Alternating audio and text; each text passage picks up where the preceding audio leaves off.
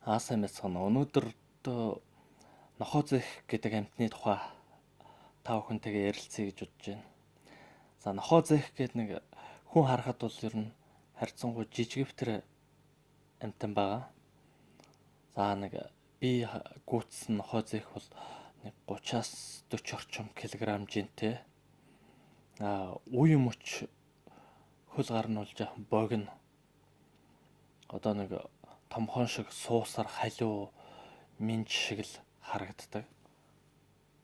За тэгээ энэ амьтан маань ямар онцлогтой, ямар шинжтэй амьтан байна гэхээр зэрэг энэ амьтан өөрөө ерөөсөө маш их тийм хүчрхэг дайчин тийм амьтан байдаг. Юугаараа дайчин байна гэхээр зэрэг өөрөөс нь том амьтдыг бол айлгадаг. Жишээ нь бол ер нь нэг 2-3 чон дайрлаа гэхэд бол нохоо зэхийг бол ер нь л бол барьж чаддаггүй. Барих нь битгий нэг гэмтэл учруулахад ч бас боломж муу байдаг. Өөрөөр хэлбэл чон 2-3 талд нь тойроод эргэлдээд байгаа хэрнэ нөгөө нохоо зээх болохоор зэрэг дагаал яг тойроод эргэлдээд өөдөөс нь ярдаглаад дайраад идэг. Шүд ам нь ярдзаагаал.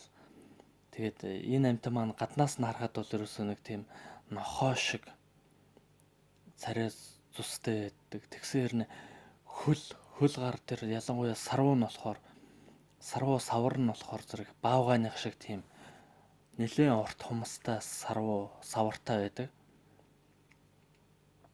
Үүгээрээ болохоор зэрэг ямар нэг зэрлэг аратан одоо жишээлбэл эрвэс ч юм уу арслан гэх мэт амьтад дайрахад бол ерөөсө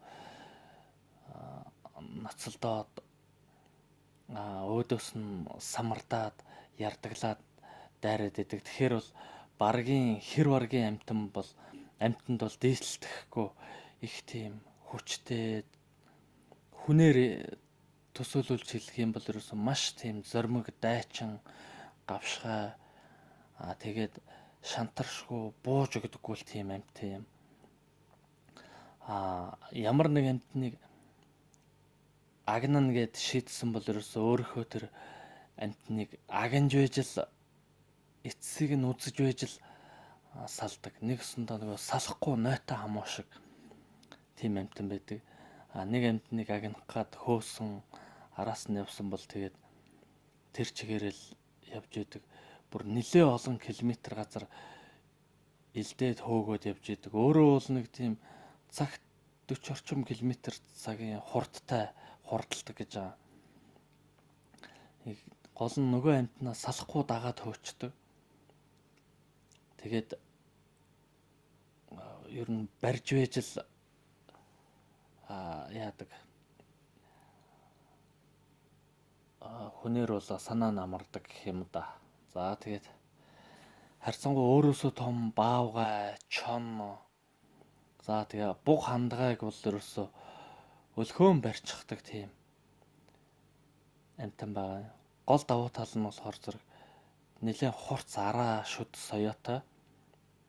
Тэгээд дөрөв хөл нь бол баавгай шиг урт хумстай савартай. Түүгээрээ бол ерөөсөө үндсэндээ тэр хүчрхэг дөрвөн хөл араа шүдний хүчээр бол ерөөсөө ямар ч амьтныг элдэж хөөгөөд барьдаг тийм чадвартай амьтан.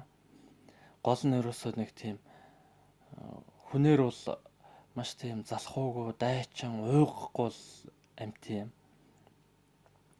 За тэгээ энэ амьтнаас бол ер нь л тэр ой тайгаад байдаг ихэнх амьтан бол нэлээд жиэрхдэг.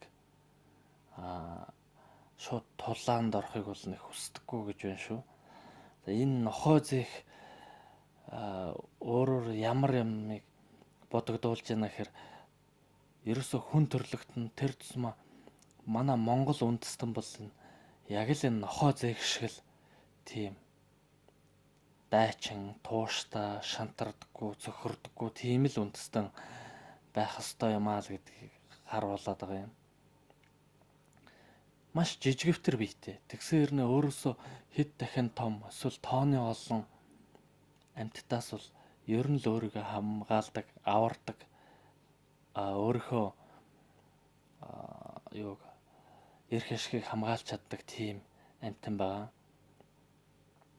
Ийм болохоор энэ бол ерөөсөө хүн төрлөختөн үндэстэн улсын хувьд ч ялгаа байхгүй. Тухайн улс үндэстний хүмүүс маш тийм зоримог дайчин шаргуу байхад бол хий бүтээ гэсэн сэтгэл байхад бол ямар ч хүндцүү ажлын ард гарна. Ямар ч хүндцүү ажлыг бүтээж бий болгож чаднаа гэдгийг бол харуулж байна. Тэгээд гол нь жижигвтер биетэйр нэ өөрөөсөө том амьтдтай тулж чадна гэдэг нь жишээлбэл манай Монгол улсын хувьд аваад үзэхэд бол бид бол хүн ам цөөтэй.